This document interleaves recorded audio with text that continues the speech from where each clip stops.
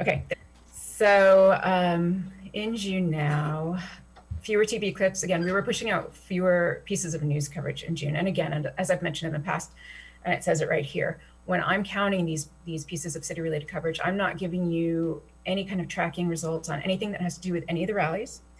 I'm not doing anything in here. I'm not including in here anything that has to do with any of the recall, because I didn't exactly go start the recall petition on my own just to make some news.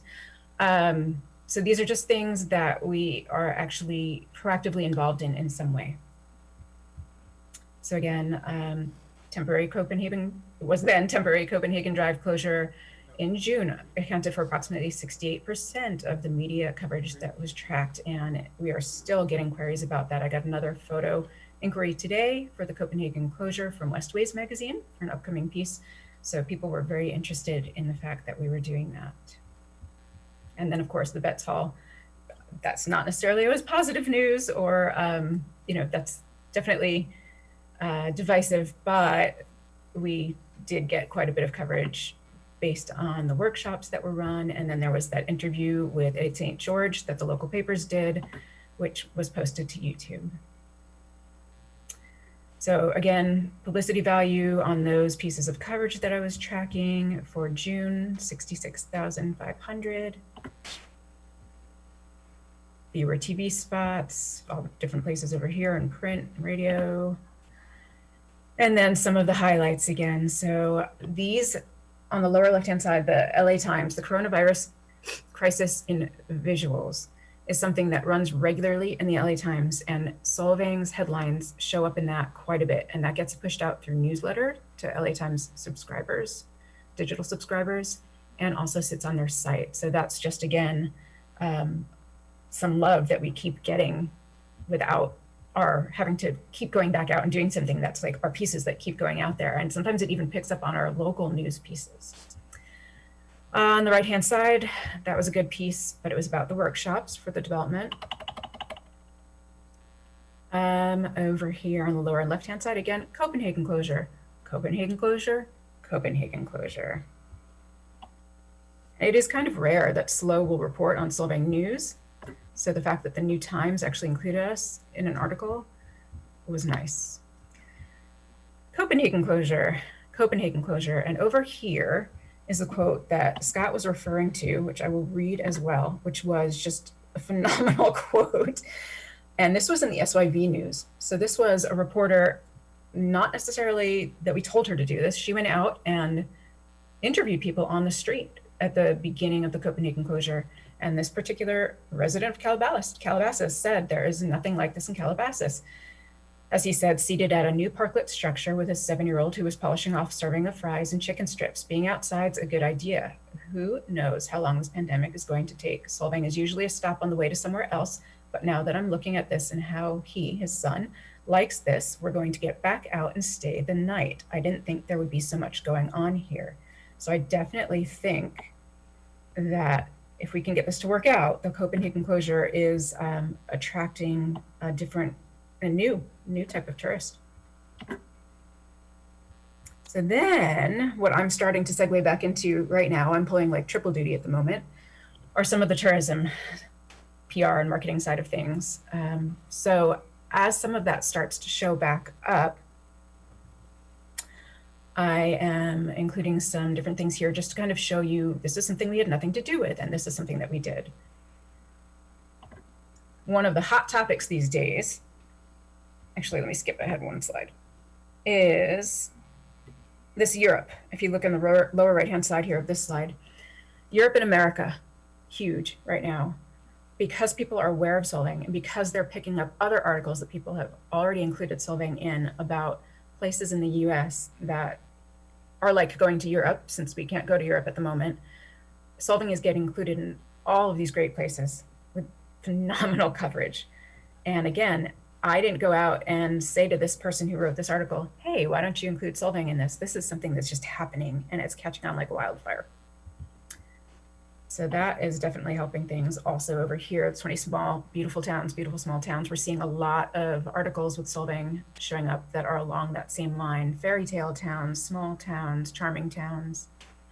The one on the right, small market meetings, we did have something to do with. That was an article that I was working on with this publication. It was kind of at the beginning of COVID. So right now, unfortunately, that article is not entirely accurate because of things that have happened since, but it was still pushing the small market meetings angle, like a place for smaller meetings and groups to come from for things when everything opens back up. Back to the slide on the lower left. Sometimes we get lucky and we get some really cool things. So REI, as most of you probably know, it's an outdoor outfitter. They have this co-op journal that their members receive as a print publication, really pretty glossy magazine that's produced by Hearst. And they also have a digital counterpart to that. And while Solvang is not always included on California road trips or anything to do with national parks, we actually did get included in this piece, which was really nice. And that was something that I was working on before COVID even hit. So that finally published. And then again, travel and leisure, visit one of these 8 Western US destinations for a taste of traveling abroad. And these articles then get picked up by other conglomerate sites like MSN. And then again over here, LA Times, can't go to Europe. You can find the Eiffel Tower, London Bridge, and more in the US. He mentions Solvang, and his article got picked up all over the place. So that particular article in its exact form has been syndicated like crazy going into July. So July's numbers are going to be really interesting to watch as well. And that is all that I have right now. Any questions? I do. Sure. Do we know what occupancy is for hotels right now? I don't have a master number. IDK Angie, who's in town now, as Scott mentioned, from Thursday through Sunday, she's calling the hotels each week on Thursday, each of the Solvang hotels, and charting. So we have an Excel chart with the past 3 or 4 weeks of numbers.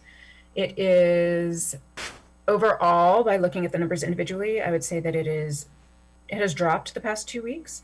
Some hotels are holding steady though. So it's really interesting to look at which properties are kind of holding steady and which ones are not. Definitely just visually, I'm noticing that there are clearly people in town and the streets are busy on the weekends. So again, it would point to that we're definitely getting day trippers and not necessarily overnight stays right now. And I can also attribute some of that to the fact that overall, I think people are becoming more frightened of travel in the past couple of weeks. Again, they're starting to tighten back up and staying in hotels. We're seeing the RVs, obviously Flying Flags is packed to the gills. So people are camping, they're staying in their own RVs, but not necessarily as willing to stay in a hotel.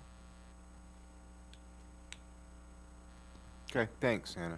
Are there any questions on the staff report? Okay, go to public comment. Is there any public comment on this item? Do we have anybody in public comment? Raise your hand. See none. Okay, seeing none, we'll take it back to the council. Is there any discussion on this item?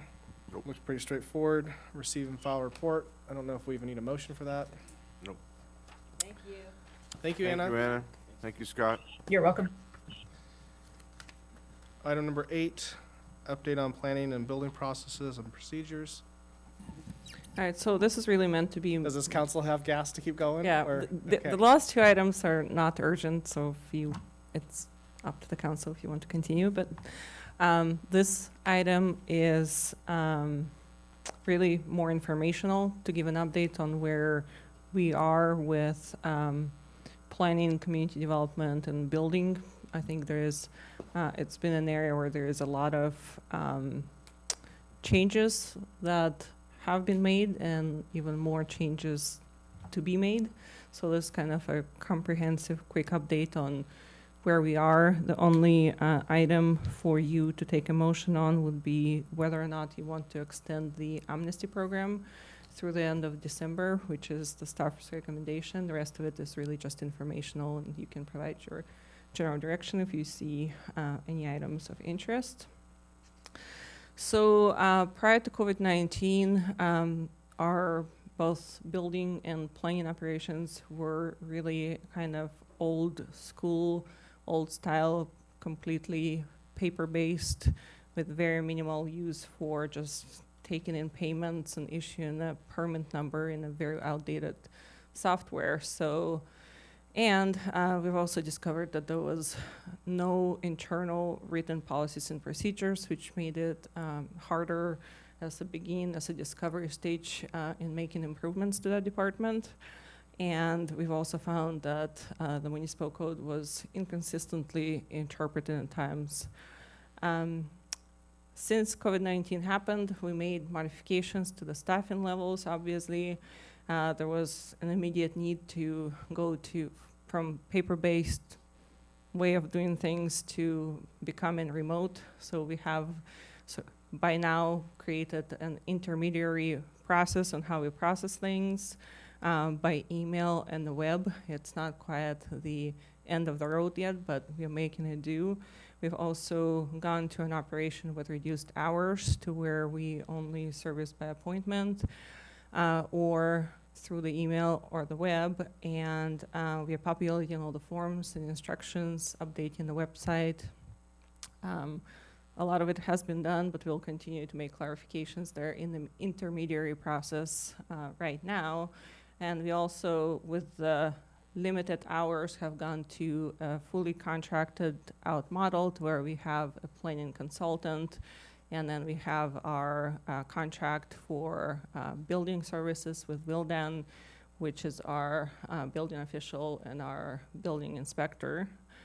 And they have worked out the procedures to where we're still not seeing, we have some backlog right now because we've gone through this transition. It took a little bit of time to work through this transition of moving into COVID-19 world.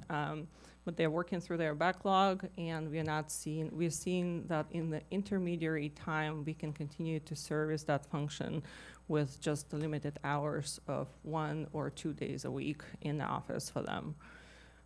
Going forward, I think we'll be able to actually service the community once we implement the software on unlimited hours or unlimited days, to where the consultants would be able to actually process everything remotely, which will still be a cost-effective way of doing things. And we are also finding that for the types of projects that are coming through, we really need that level of expertise for majority of the hours that are at that planner level or the building official level.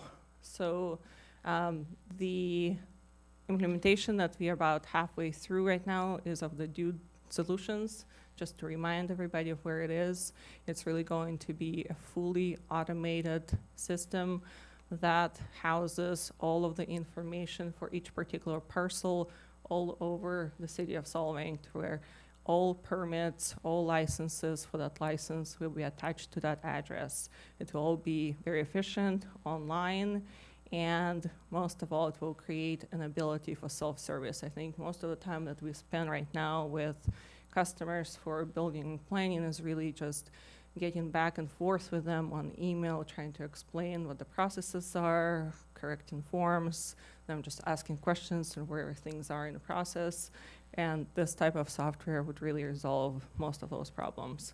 So we're hoping that this will be implemented within the next 3 to 4 months, and then we'll see a much different level of service.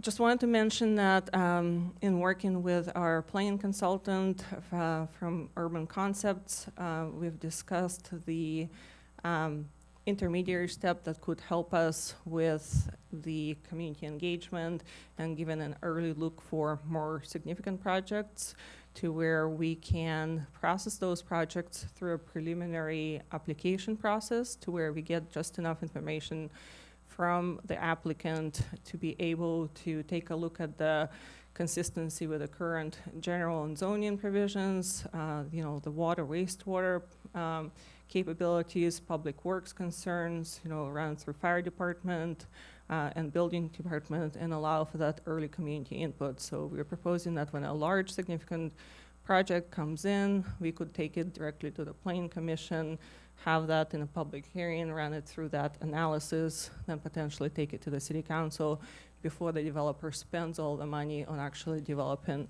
specific plans that they would have to do for a full application and submittal of that project. we've talked about this before, but Planning and Design Committee is a committee that this council has formed. By a resolution, we would be coming to the council with an update to an ordinance to actually codify this new committee. We have found through the research that the Board of Architectural Review, BAR, was actually not codified in the code, and the terms of this recruitment, right now the recruitment is open through August 17th as a priority deadline. The appointment of the committee members would be through December 31, 2020. And there's specific qualifications that are more specific than they used to be for the BAR, that specifically talk to people's qualifications to serve on this committee. And it's, I'll just read this language if anybody's listening and interested in applying, but the committee members shall have demonstrated interest in and knowledge of architectural history, architecture, local history, or fields related to historic preservation, construction, planning, geography, landscape, architecture, urban design, Danish culture, arts, or real estate. And also, I think an important change that used to be kind of a difficulty before in finding members for the BAR is that this is not restricted to residents of Solvang, and to the extent feasible, all members shall be residents of Santa Ynez Valley. So Santa Ynez Valley is the first priority, but this is actually a little bit more open if there's not enough applicants in the Santa Ynez Valley. And then just— Has anyone expressed interest yet in the? Not as of yet. Okay. So the last, actually, there's one more after this, but back to the general plan update. As you know, you have adopted in this financial plan, and it's planned for the first fiscal year of the financial plan, is to go through the very important process of the general plan update. The city of Solvang has not engaged in this process in a long time. As you can see, the elements that you're looking at updating are land use element, which was last updated in 2008, circulation, which will include parking element, was also updated in 2008. Housing element had an update in 2015. Design element is from 1988. Open space, conservation, noise, and safety elements, those were also updated between 2008 and 2015. But one of the things that would be really beneficial throughout this process is that, as you can see, these elements were updated at very different times, so there hasn't been a comprehensive look for the general plan update in quite a while. So the recommended practice would be to have a more comprehensive update to all the elements in the general plan overall, and also to do it every 10 years at least. So we're catching up with that, and the vision with this RFP and the proposal and the scope of work is that this is not just an exercise for a planner. This is really more looking for a firm that will be able to lead and work with the city of Solvang and the community in that visioning process to kind of see what the Solvang wants to be over the next 10 years, because we would be talking about that vision over the 10 years that we would then implement through these different elements.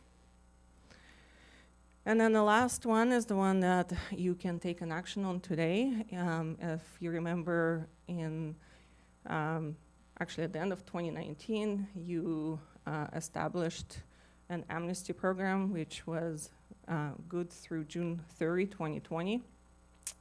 There was not a lot of applicants into that program. We have about 4 or 5 in that program, but I think especially with the COVID-19 and limited resources on code compliance, you may want to consider for considerations of health and safety to make sure that people in the residential community and business community actually come to the city and go through the appropriate process of permitting on building side, that they come to us and we'll be able to, if you extend this amnesty program, address their permitting issues without penalties for unpermitted work.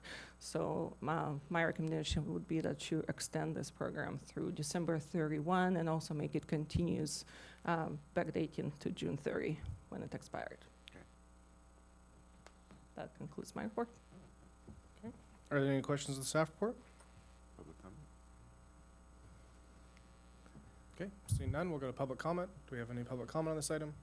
Do you have public comment? Please raise your hand. See none. Take it back to the council for discussion and action. Who would like to start? I'll start. I am so impressed. I campaigned on this, and I think several other members campaigned on this one in 2018. And to see this finally being done and realized is just fantastic. Kudos to our city manager and to our staff who've been working so hard on a tight budget to make these things happen. I think the city, the community is going to be much better served. The residents, the businesses, the visitors, everything. I'm just so excited to see this happening. Thank you. I agree. That's all I got. Talk about the timing of it. COVID kind of forced it anyway. Yeah. We would have been even further behind. I was almost gonna say, you know, maybe we just put a moratorium on it and then bring it back in a year but, yeah, run until the end of the year, see if we get some help. Oh, you're talking about the If amnesty. people want some help, amnesty, I'm talking about, yeah. But good job. When will the online software be implemented by? I'm estimated 3 to 4 months. We're basically having to kind of do the discovery of as is in the processes because there was no written processes. So as we implement this, we're kind of putting the process together into a diagram, and then we'll look at that comprehensively, make adjustments for business process improvements, Yeah. and then it will go live. It's astonishing that we made it. You have to literally reinvent the wheel because it wasn't done for all these years, all these decades. This is fantastic. You're doing so much. This is our mantra: do more with less. You're making that happen. So far, I think there's been more people than just 4 or so, but I think we've had some pretty substantial people brought into that. And one, we had a grocery store that was doing all kinds of Yeah. remodel without any forms of permits or anything. I think that's a great example of how something like that was brought into that program, and then now they have a compliant project that's going to meet the health and safety Right. standards that we all expect. There was a few larger commercial projects that were brought in. I think that there hasn't been, or maybe we can do a little bit more outreach into the residential community to come into this.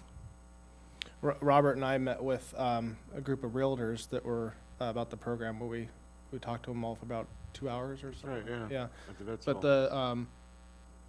they all loved the program. The number one complaint that we received was just mistrust in coming into the amnesty program, and albeit maybe it's this administration today, but they all feel that they're going to go on some kind of retribution list for a future administration. So that's just a problem with how people feel that they've been treated over all the years, and what does it take to regain that trust back to where they feel comfortable coming in with those things. So We can address that.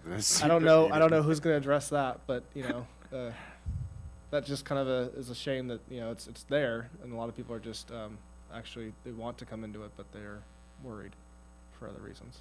But that's what it is. That's the feedback that I received at that meeting. So we want a motion for the amnesty? Yeah, I'll receive and file the report and make the motion to extend the amnesty program through the remainder of the year, unless there's any other discussion on the item. I'll second that. It's been moved and seconded. Mayor Pro Tem Clark, Yes. Councilmember DeJarnius, Yes. Councilmember Johnson, Yes. Councilmember Waite, Yes. Mayor Tucson. Yes. 5-0. On to item number 9, delegation of voting delegates and alternates, League of California Cities. Right, so this is just League of California Cities requires you to pass a resolution establishing a delegate from the council to be a voting member at the League of California Cities. The league's next conference is currently scheduled for October 7th through the 9th of 2020 in Long Beach, although there is a disclaimer that may not be happening in person, in which case there may be alternative COVID-19 friendly remote options. So this item at this point is for you to just appoint the delegate from the council that would be the voting member, and you can also appoint up to 2 alternatives. Is there any public comment on this item?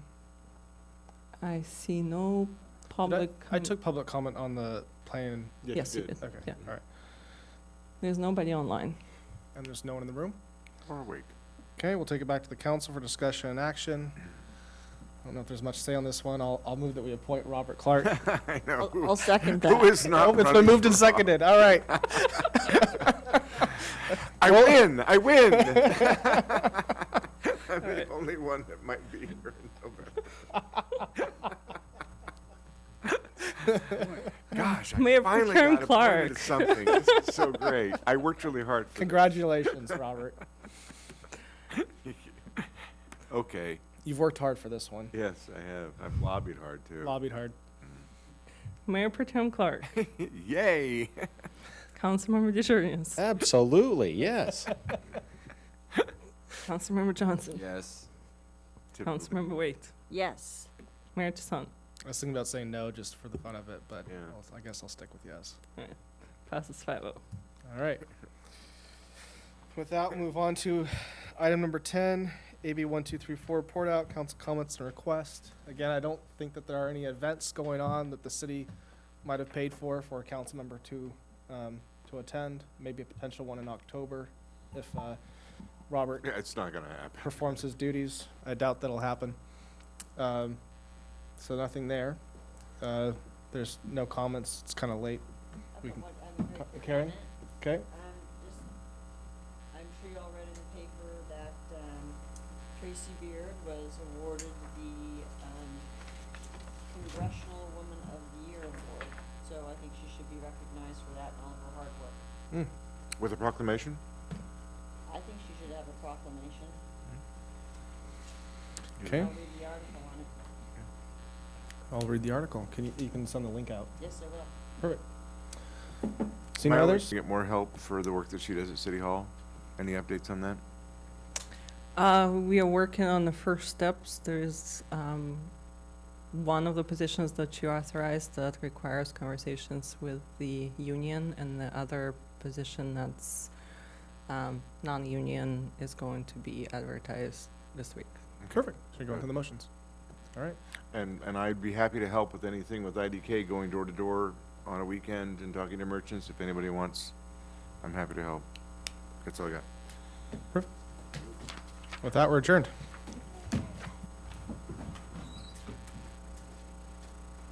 I'll do that with you if we can drink wine while we do it. Absolutely, it'd be fun. We'll start at one end and wrap around and see if we're still